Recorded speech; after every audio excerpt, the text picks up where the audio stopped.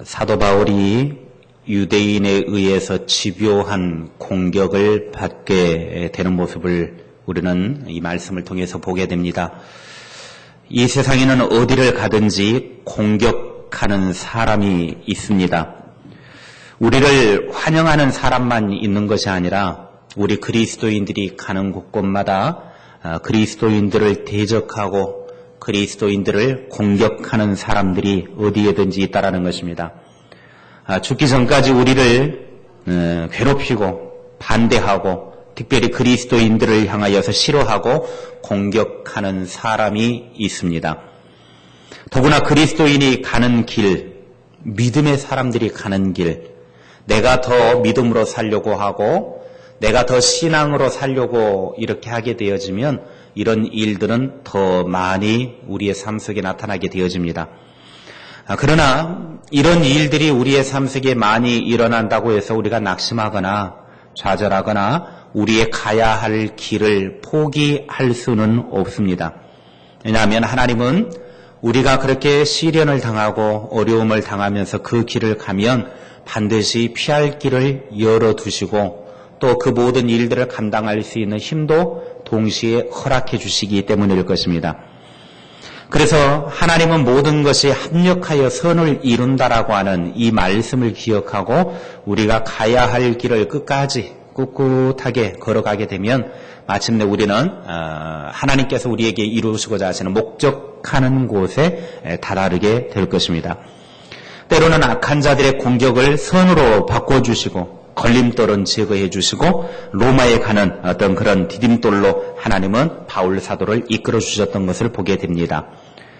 오늘 바울이 이렇게 수많은 어려움을 당하고 유대인들에게 핍박을 당하는 과정 속에서 그 힘든 순간 집요한 유대인들의 핍박과 공격 앞에서 이들을 사이에서 보호해 줄 사람을 하나님은 바울을 지켜줄 사람을 세워놓았습니다. 그 사람이 바로 준비된 사람 아가야 총독 갈리오였습니다.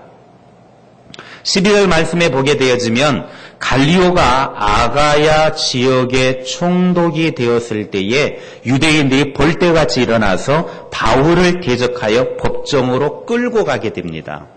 그래서 모든 유대인들이 바울을 끌고 법정으로 이제 데리고 와서 새 총리가 된 총독이 된 갈리오에게 이제 고소를 하게 되는 것이죠. 갈리오는 로마의 유명한 원로였던 세네카의 양자였습니다. 그리고 AD 52년부터 53년에 아가야 지방인 아덴과 고린도 지역의 총독으로 파견이 돼서 실질적으로 52년과 53년에 걸쳐서 아가야 지역을 다스렸던 실제 존재하는 인물이었습니다. 오늘 본문에 보게 되어지면 이제 유대의 총독으로 아가야가 임명을 받고 총독의 직무를 감당하려고 했을 때 유대인들이 바울을 고소해가지고 이제 법정으로 데리고 나오게 됩니다.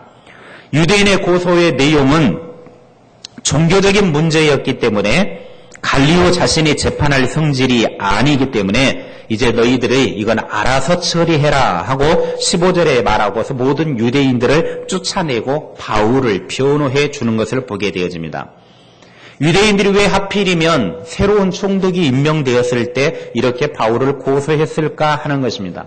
그것은 바로 유대인들이 이제 새로운 총독이 왔으니까 총독에게 자기의 어떤 그 권력, 자기들의 힘을 좀 이제 미리 심어주어서 새로운 총독의 길을 좀 꺾어버리려고 했었던 것 같습니다.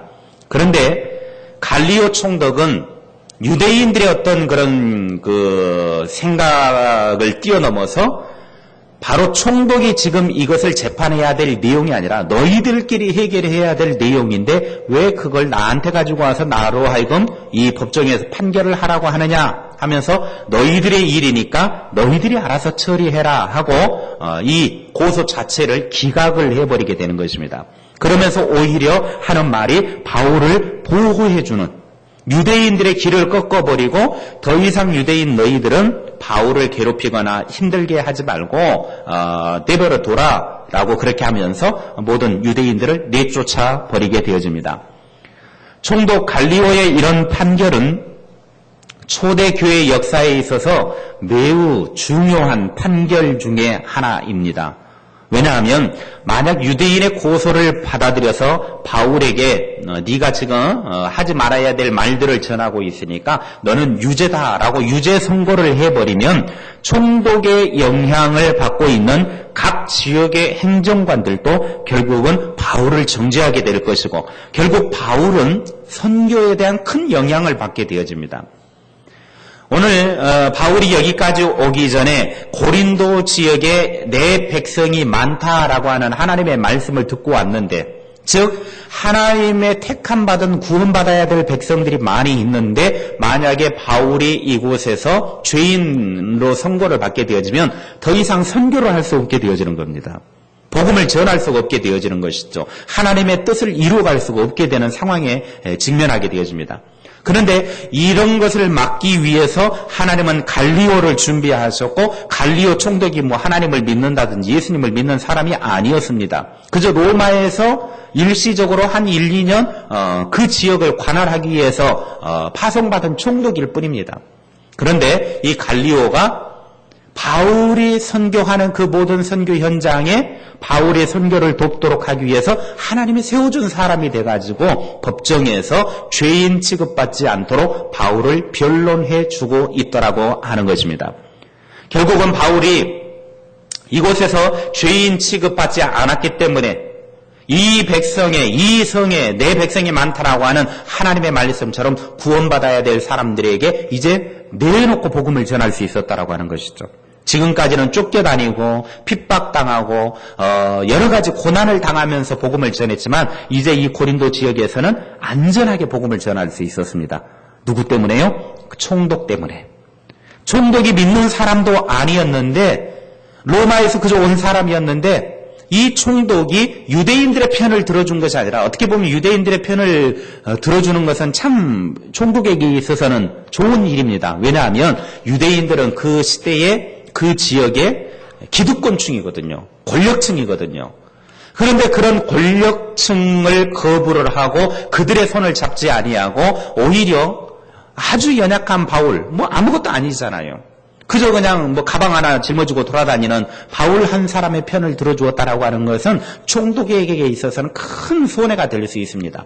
그런데 그럼에도 불구하고 오늘 총독 갈리오가 바울의 편을 들어주었다라고 하는 것은 이것은 인간적인 견지로 보아서는 도저히 말이 안 되는 것이지만 하나님이 그렇게 바울의 선교를 위해서 갈리오라고 하는 총독을 준비해 놓으셨기 때문에 가능했더라고 하는 것입니다. 우리가 하나님의 일을 하고 복음의 일을 하면서 또 교회 일을 하면서 반대하는 사람들도 일어나고 또 이런 일들을 하는데 걸림돌이 있을 수도 있습니다. 그런데 하나님께서는 우리가 그 일을 하는 데 있어서 그 일을 할 수 있도록 때로는 생각지도 못한 사람들을 붙여주시기도 하시고 일하기도 하시다라고 하는 것입니다. 그래서 우리는 어찌든지 하나님께서 바울의 그 사역을 함에 있어서 복음 전함에 있어서 그치지 아니하도록 그 일을 도와주었던 것처럼 우리가 내게 맡겨주신 일들을 포기하지 않고 한다고 하면 하나님께서는 언제든지 갈리오와 같은 그런 사람들을 붙여주시고 환경의 문도 열어주실 것입니다. 그러므로 늘 언제나 우리는 이런 하나님의 도우심과 은혜를 구하고 내가 해야 할 일들을 하며 나아갈 수 있는 그런 삶이 되어야 합니다. 모든 일에 있어서 하나님은 역사를 주관함에 있어서 하나님의 주권적인 어떤 행사를 하십니다. 주권적인 행사를 한다라고 하는 것은 주인의 권리를 행사하신다라고 하는 것이죠. 하나님은 온 우주의 주인이 되시는데 그 우주의 주인으로서의 권리를 행사함에 있어서 특별히 하나님의 복음 전하고 하나님의 일을 하는데 그 행사를 마음껏 하신다라고 하는 겁니다. 그래서 모든 역사는 하나님이 주도하시고 하나님이 이끌어 가신다라고 하는 사실을 우리는 늘 믿고 우리에게 주어진 길을 걸어가야 될 것입니다. 25장 사도행전 25장 10절의 말씀에 보면 바울이 이르되 내가 가이사의 재판 자리에 앞에 섰으니 마땅히 거기서 신문을 받을 것이라. 당신도 잘 아시는 바와 같이 내가 유대인들에게 불의를 행한 일이 없나이다. 바울이 이렇게 복음을 전하는 최종 목적지가 있었습니다. 그것은 바로 가이사 황제 앞에 가서 재판을 받는 것입니다. 가이사 황제는 로마 제국에 있는 황제입니다. 그래서 로마 제국에 있는 가이사 황제에게 가서 내가 재판을 받아야 된다. 왜냐하면 바울은 유대의 로마 시민권을 가지고 있는 사람이기 때문에 아무 데서나 재판을 받을 수 있는 게 아닙니다.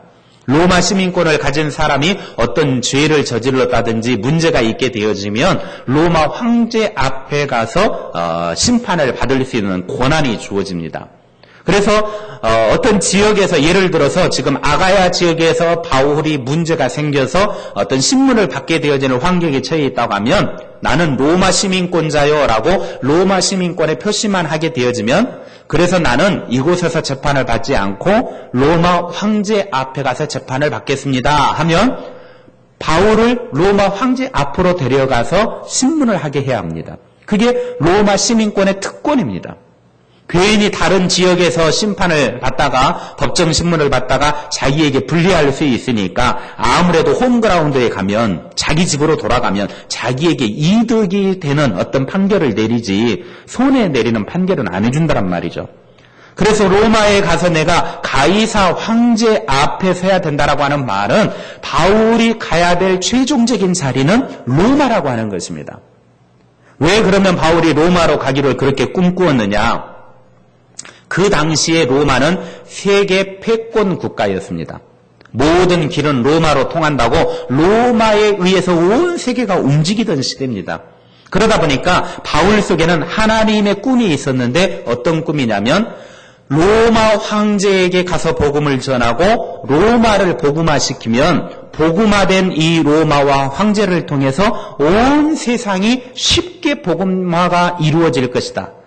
땅끝까지 이르러 내 증인이 되리라고 하신 하나님의 말씀이 쉽게 이루어질 것이다 라고 하는 하나님의 꿈을 갖고 로마에 가기를 원했던 것입니다. 그래서 로마에 들어가서 황제에게 복음을 전하고 그리고 로마에 있는 사람들에게 복음을 전해서 로마를 복음화시켜버리면 모든 길이 로마를 통해서 이루어지기 때문에 로마가 가는 곳곳마다 그러면 복음의 역사가 일어날 것이라는 거죠. 아주 쉬운 복음 전파의 방법이었죠. 그래서 바울은 내가 가야 될 마지막 자리는 로마다. 황제 앞이다. 그래서 바울은 죄인도 아니지만 죄인의 신분으로 이제 로마로 가기 위해서 끌려갑니다. 로마 황제에게 신문을 받기 위해서.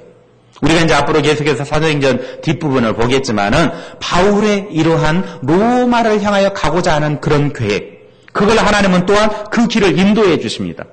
바울이 복음의 길을 가는 그 모든 과정을 하나님께서 우여곡절이 있고 힘든 일들이 있지만 결국에는 바울로 하여금 복음 전하는 세계의 땅끝까지 복음이 전파되도록 하기 위해서 바울을 그렇게 이끌어 가시는 것을 보게 되어집니다.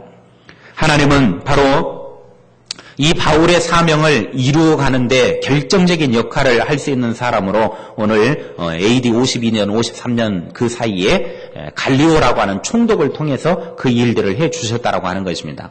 그래서 하나님은 하나님의 일을 함에 있어서 시대마다 그런 부류의 사람들을 이렇게 또 세워주시는 걸 보게 되어집니다. 이스라엘 백성들이 바벨론의 포로로 끌려가가지고 포로 생활 70년의 생활이 찼습니다. 그때 하나님께서 바벨론의 이제 고레스 왕을 이제 세워주죠. 고레스가 왕이 되고 난 다음에 맨 처음 하는 것이 무엇이었냐면 이스라엘 백성들은 본국으로 귀환을 해라라고 하는 귀환령을 내리게 됩니다. 그러니까 모든 유대인들은 모든 이스라엘 백성들은 예루살렘으로 돌아가라. 너희들이 이제 더 이상 포로가 아니다. 고레스가 이렇게 포로 귀환령을 내린 것은 엄청난 일입니다. 왜냐하면 지금 포로로 끌려왔던 유대인들은 바벨론에 와서 종과 같이 노동력이거든요. 엄청난 노동력입니다. 값비싼 노동력이에요. 어쩔 때는 돈도 주지 아니하고 일을 시켜먹는 거의 종 비슷한 노동력입니다. 그런데 그 어마어마한 노동력, 그것을 다 포기해버리는 것입니다. 돌아가라는 거예요.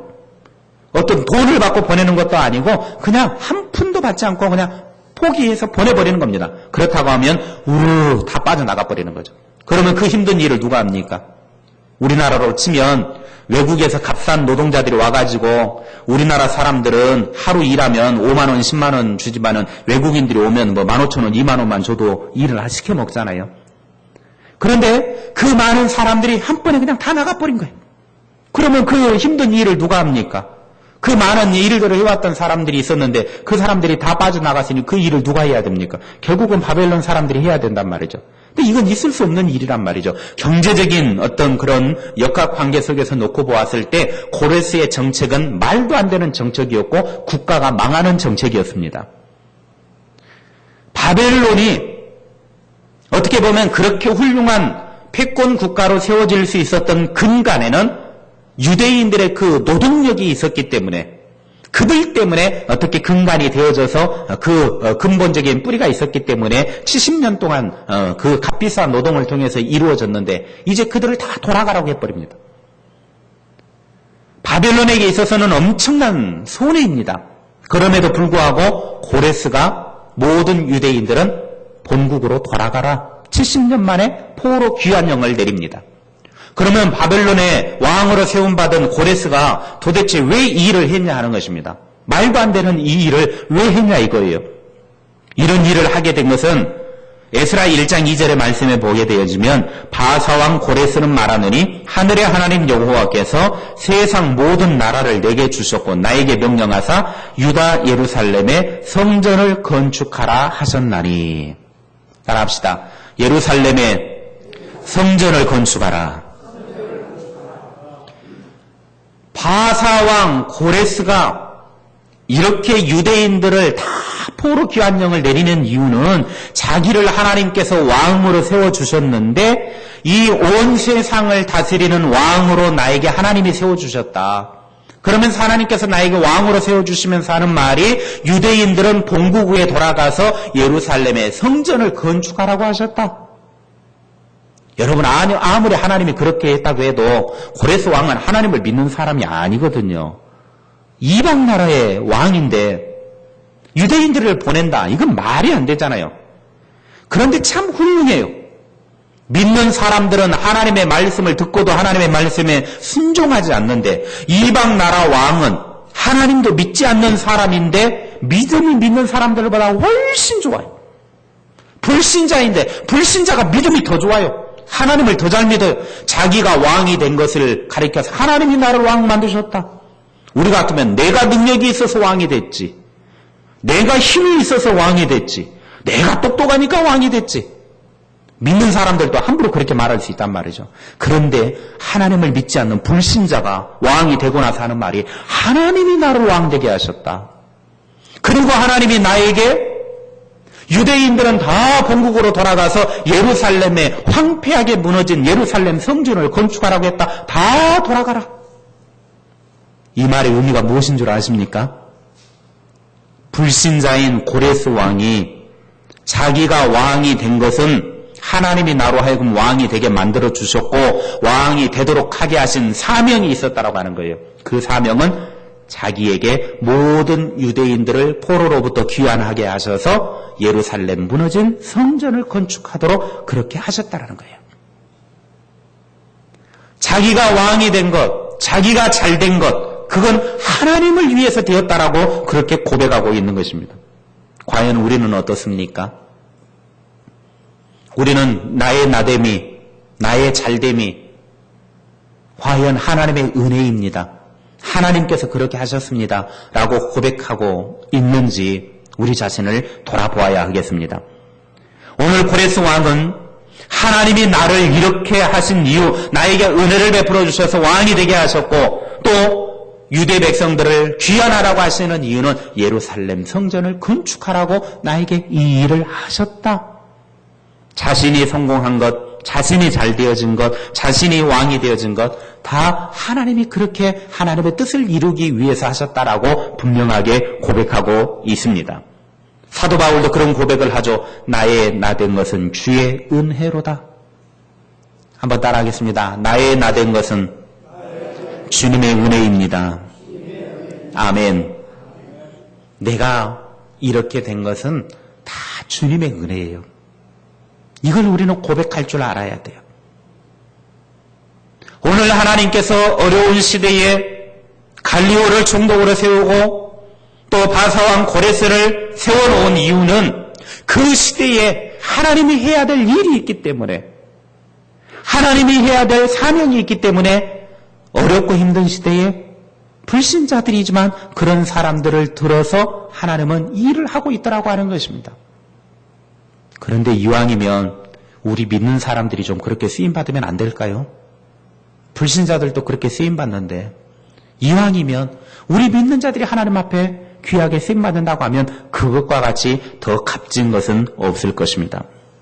오늘 저와 여러분이 이 시대에 우리에게 허락하신 하나님의 은혜를 누리고 그 사명 속에서 해야 될 일들을 이루어갈 때 어떤 어려움이 있고 힘든 일이 있다 할지라도 낙심하지 말고 좌절하지 말고 내게 주신 하나님의 사명을 이루기 위해서 끝까지 그 길을 가고 또 하나님이 붙여주신 사람들을 통해서 끝까지 우리의 사명의 길을 걸어갈 수 있기를 바랍니다. 오늘 내가 여기에 있는 이유가 그것입니다. 오늘 여러분이 오늘 이만큼 이렇게 살고 있는 것 다 하나님의 목적이 있고 하나님의 뜻이 있고 하나님이 그렇게 하셨습니다.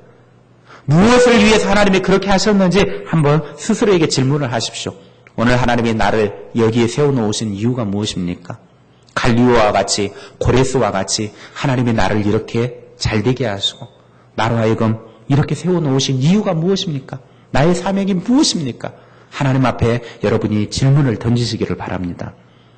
바울이 온 세상에 복음을 전하는 동역자로 갈리오 총독을 세워주셨습니다. 바울의 가슴속에 품고 있는 로마를 향한 복음화, 그 꿈을 이루기 위해서 하나님께서는 갈리오라고 하는 불신자인 총독을 세워서 바울의 동역자로 붙여주시더라고 하는 거예요. 하나님의 일을 함에 있어서 꼭 같은 믿음에 있는 사람만이 동역자가 아니라 이렇게 불신자였지만 불신자가 동역자로서 쓰임받을 수도 있다라고 하는 것입니다. 이 엄청난 순간 하나님의 놀라운 일들은 바울을 통해서 이루어지게 되는 것입니다. 오늘 저와 여러분에게 이런 바울에게 붙여진 동역자와 같은 사람들이 많이 일어날 수 있기를 바랍니다. 그리고 또 한 사람 생각해 볼 사람이 있습니다. 그 사람은 17절에 나오는 회당장 소스데네입니다. 유대인들은 갈리오가 그들의 고소를 기각하고 법정에서 이제 쫓아내버리니까 쫓겨나가면서 유대인 회당장 소스데네를 잡아가지고 법정으로 끌고 와가지고 갈리오 총독이 보는 앞에서 이제 회당장 소스데네를 그냥 폭행을 하게 됩니다. 그런데 갈리오는 그것에 대해서도 아무 말하지 않습니다. 하든지 말든지 상관하지 않습니다. 유대인들이 회당장 소스데네를 같은 편인 유대인 회당장을 그렇게 폭행하는 이유는 간단합니다. 바울이 회당에서 복음을 전하는데 저지하지 않았다라는 거예요. 네가 회당장으로서 왜 바울이 회당에서 복음을 전하는데 예수님을 전하는데 못하도록 막지 않았느냐. 그래서 회당장을 끌고 와가지고 같은 편임에도 불구하고 자기 편을 법정에서 두들겨 패는 것입니다. 그러니까 그렇게 두들겨 패면 갈리오가 뭔가를 좀 행동을 취할 줄 알았는데 갈리오는 내버려 둡니다. 폭행을 하든지 말든지. 왜? 자기들 편이니까 자기들끼리 알아서 하라는 거예요. 괜히 총독은 끼어들지 않습니다. 구설수에 넘어가지 않겠다라는 거죠. 결국은 자기들끼리 그렇게 하다가 끝나버리는 것입니다. 그런데 놀라운 사실이 있습니다. 폭행을 당했던 회당장 소스데네가 바울에게 이렇게 해준 호의적인 것들이 나중에 어떤 결과로 나타나게 되냐면 후일에 바울은 소스데네에 대해서 이렇게 표현을 합니다. 고린도전서 1장 1절 2절 말씀입니다. 고린도전서 1장 1절 2절 말씀 우리 같이 읽을 텐데요. 넘겨주세요. 같이 읽겠습니다. 시작. 하나님의 뜻을 따라 그리스도 예수의 사도로 부르심을 받은 바울과 형제 소스데네는 고린도에 있는 하나님의 교회 곧 그리스도 예수 안에서 거룩하여지고 성도라 부르심을 받은 자들과 또 각처에서 우리의 주 곧 그들과 우리의 주 대신 예수 그리스도의 이름을 부르는 모든 자들에게 여기 말씀해 보면 하나님의 뜻을 따라 그리스도 예수의 사도로 부르심을 받은 바울과 형제 소스데네라고 표현을 하고 있습니다.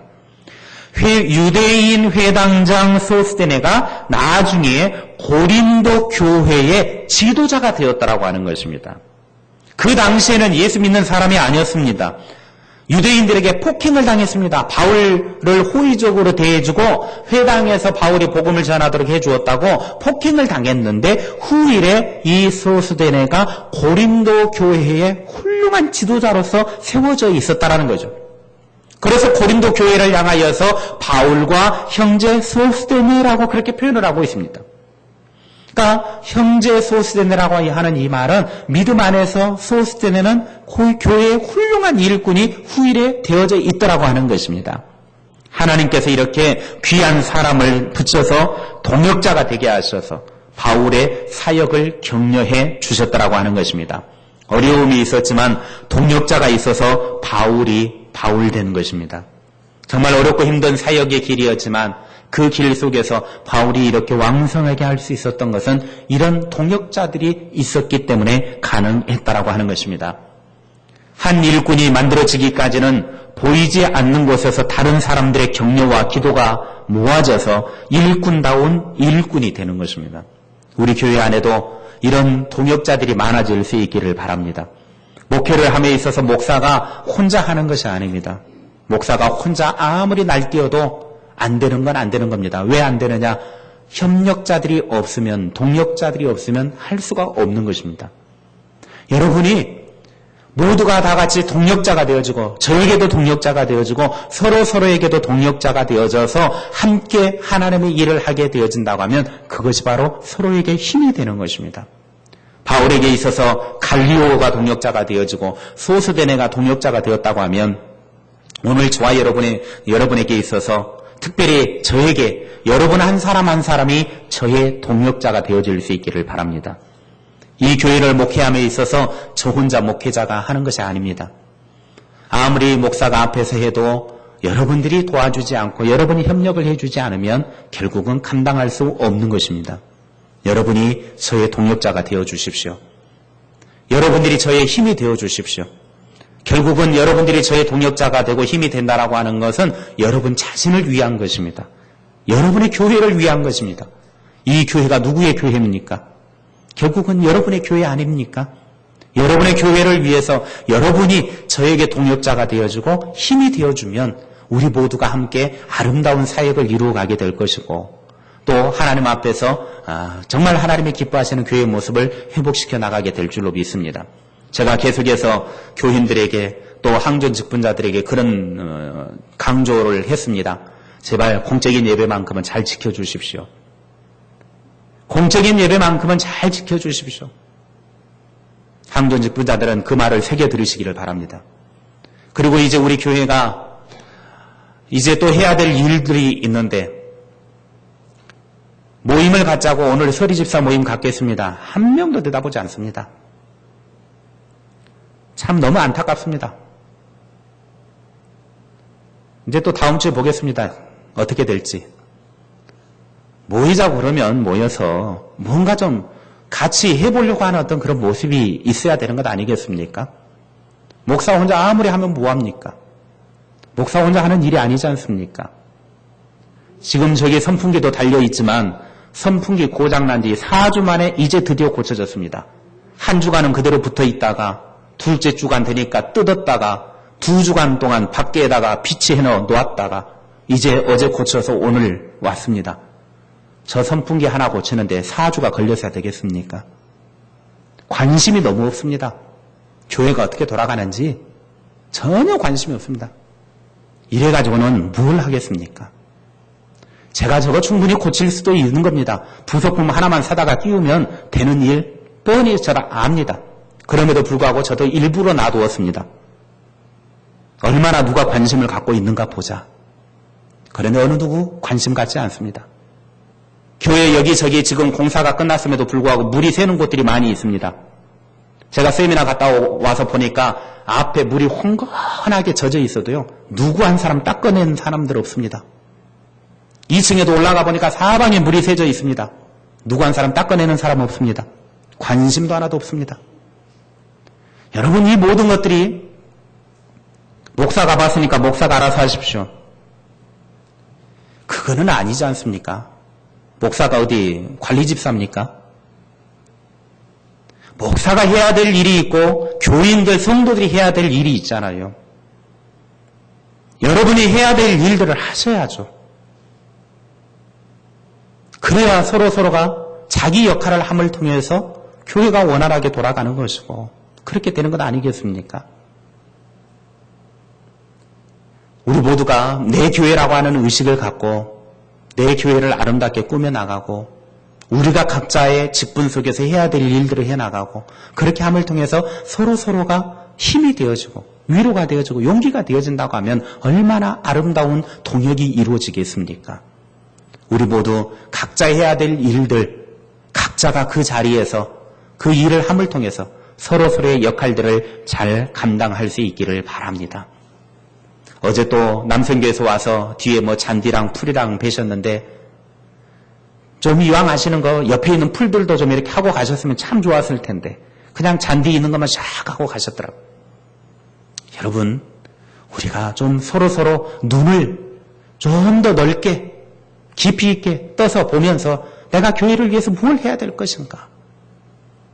그걸 조금씩 생각하시면서 교회도 좀 돌아보시고 그렇게 하셔야죠. 여러분의 집안에 장마철에 물이 샌다고 하면 이미 장마철 오기 전에 다 공사 마쳤을 것입니다. 여러분 집안 마당에 풀들이 우거져 있으면 그거 당장이라도 다 제거했을 것입니다. 여러분 스스로가 내 교회라고 하는 의식이 없기 때문에 그런 것입니다. 우리 모두에게 내 교회, 나의 교회다라고 하는 이 의식, 그리고 내가 해야 될 일을 해야 된다라고 하는 이 마음을 갖고 나아갈 때 우리는 진정 아름다운 동역자가 되어질 것입니다. 서로가 동역자가 되어질 수 있기를 바랍니다. 저는 여러분의 동역자가 되어지고 여러분은 저의 동역자가 되어지고 또 여러분들에게는 서로가 동역자가 되어져서 그 동역자들이 있음을 통해서 서로 힘이 되어지는 아름다운 우리 성산의 공동체가 되어지기를 주님의 이름으로 축원합니다. 기도하겠습니다. 하나님 아버지, 우리에게 아름다운 동역이 이루어지는 그런 동역자가 되어지기를 원합니다. 누군가가 사명을 감당할 때 외롭게 홀로 그 길을 가지 않도록 서로가 동역자가 되어서 서로가 힘이 되어져서 서로가 아름다운 일들을 감당하고 서로가 힘이 되어지는 그런 우리 믿음의 공동체가 다 되게 하여 주옵소서. 각자가 직분을 받은 대로